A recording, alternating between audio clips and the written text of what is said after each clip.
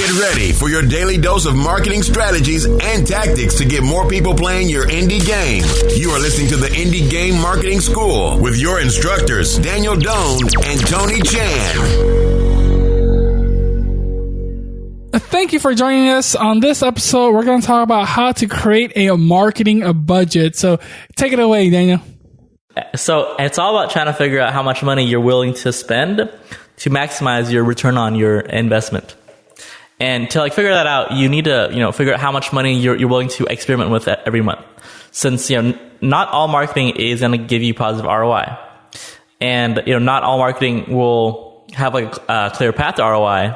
But all marketing should contribute to, your goal of, getting more people to know about your game and kind of progressing through the whole marketing funnel of, first getting people's attention, getting them interested, making them desire your game, and then, closing them on the deal, which is selling them your game.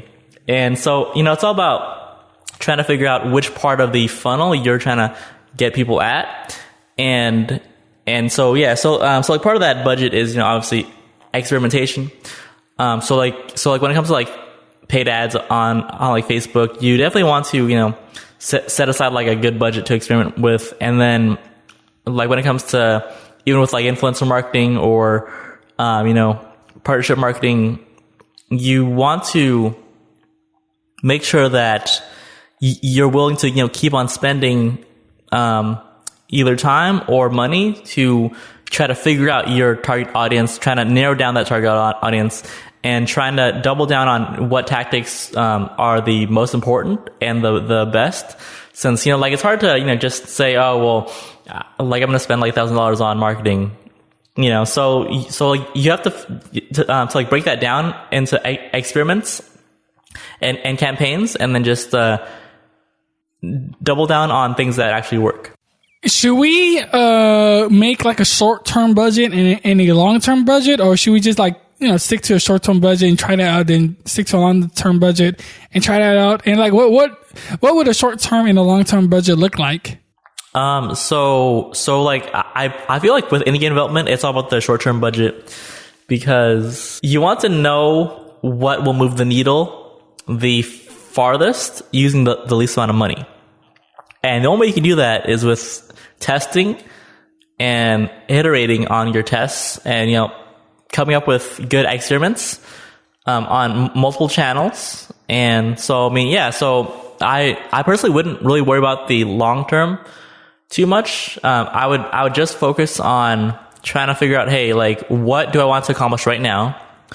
And how are my experiments in this next month going to contribute to moving that needle? Yeah, so double down on what works, and keep in mind, you have to spend money. Well, I shouldn't say you have to, but I believe you can't just depend on organic traffic. Do you believe that, or do you believe you really do have to spend money to get that traffic going? Well, honestly, as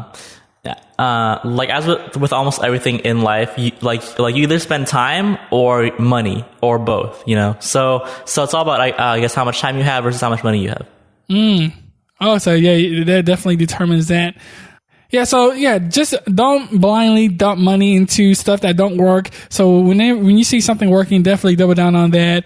That's it for today's episode on how to create a marketing budget. So make sure you stick to a good plan and go forth on it. I'm Tony Chan from Game Dev Loadout. And I'm Dan Doan from Black Show Media. This session of Indie Game Marketing School has come to a close. Be sure to subscribe for daily marketing strategies to help you find the fan base your game deserves. Don't forget to rate and review the show so we can bring you more valuable content. Until then, keep pushing forward. We'll see you on the next episode.